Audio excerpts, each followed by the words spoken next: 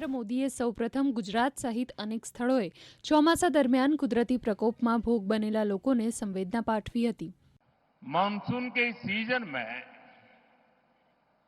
गुजरात में भी कई इलाकों में भारी बारिश हो रही है। देश में भी जिस प्रकार से बादल फटने की एक के बाद एक घटनाएं घट रही हैं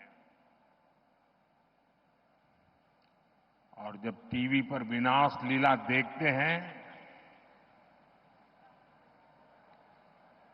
तो अपने आप को संभालना मुश्किल हो जाता है। मैं सभी प्रभावित परिवारों के प्रति मेरी संवेदना व्यक्त करता हूं। પ્રધાનમંત્રી નરેન્દ્ર મોદીએ વિકાસ કાર્યોનું લોકાર્પણ કરતા કહ્યું કે આજે અનેક વિકાસ પરિયોજનાના શ્રી ગણેશ થયા છે અને અનેક યોજનાઓનું લોકાર્પણ કરવાનું સૌભાગ્ય પણ મને પ્રાપ્ત થયું છે। गणपति बापा के आशीर्वाद से आज गुजरात के विकास से जुड़ी अनेक परियोजनाओं का भी श्री गणेश हुआ है। ये मेरा सौभाग्य है कि आज मुझे विकास के अनेक प्रोजेक्ट आप सभी जनता जनार्दन के चरणों में समर्पित करने का, आपको सौंपने का सौभाग्य मिला है। સાથે જ તેમણે ઉલ્લેખ કર્યો હતો કે એક સમયે વાર તહેવારે રક્ત રંજીત થતી અમદાવાદની ધરતી પર નવી પેઢીએ કર્ફ્યુ શબ્દ સાંભળ્યો જ નથી। મેન્યુફેક્ચરિંગથી માંડીને અન્ય ક્ષેત્રોમાં અહીં અપ્રતિમ વિકાસ થયો છે। આપણા ગુજરાતે તો અને અમદાવાદે જૂના કેવા દિવસો જોયા છે, જ્યારે હુલ્લડબાજો, ચક્કા ચલાવનારાઓ પતંગમાં લડાઈ કરીને લોકોને ઢાળી દે, કર્ફ્યુમાં જીવન ગુજારવું પડે। વાર તહેવારે અમદાવાદની ધરતી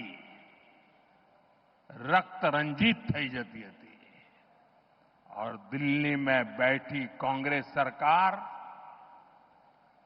कुछ नहीं करती थी। लेकिन आज आतंकवादी और उनके आकाओं को हम छोड़ते नहीं। ગુજરાતની ભૂમિ બે મોહનની ભૂમિ છે એમ કહેતા પ્રધાનમંત્રીએ જણાવ્યું હતું કે ચરખાધારી મોહને સ્વદેશી દ્વારા ભારતની સમૃદ્ધિનો માર્ગ બતાવ્યો હતો તો ઓપરેશન સિંદૂરમાં સેનાનું શૌર્ય સુદર્શન ચક્રધારીના ઈચ્છાશક્તિનું પ્રતીક છે। 22 મિનિટમાં બધું સફાચટ કરી નાખ્યું અને સેંકડો કિલોમીટર અંદર જઈને નક્કી કરેલા નિશાન પર જ વાર કરીને આતંકવાદની નાભી પર હુમલો કર્યો। આપણે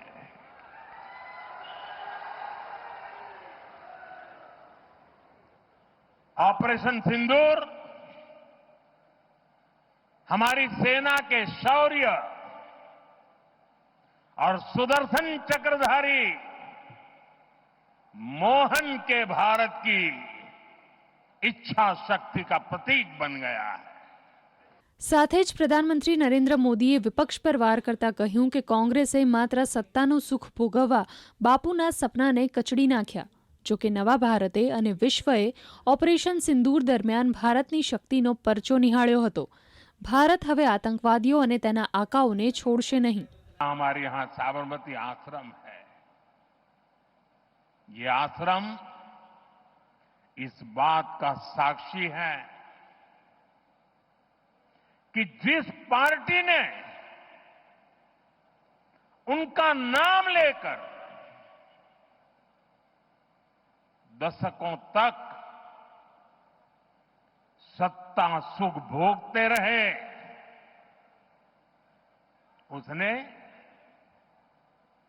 बापू की आत्मा को कुचल दिया। उसने स्वदेशी के बापू के मंत्र के साथ क्या किया? आज आपने पिछले कई वर्षों से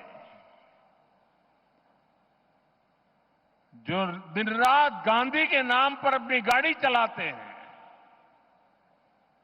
एक बार भी उनके मुंह से न स्वच्छता शब्द सुना होगा, न સ્વદેશી શબ્દ સુના હોગા। તેમણે એમ પણ કહ્યું કે આજે દેશમાંથી 1/3 નિકાસ ગુજરાતમાંથી થાય છે અને ભારત સૌર, પવન અને પરમાણુ ઉર્જા ક્ષેત્રે ઝડપથી આગળ વધી રહ્યું છે, જેમાં ગુજરાતની આમાં સૌથી વધુ ભાગીદારી છે। आत्मनिर्भरता को विकसित भारत के निर्माण का आधार बना दिया है।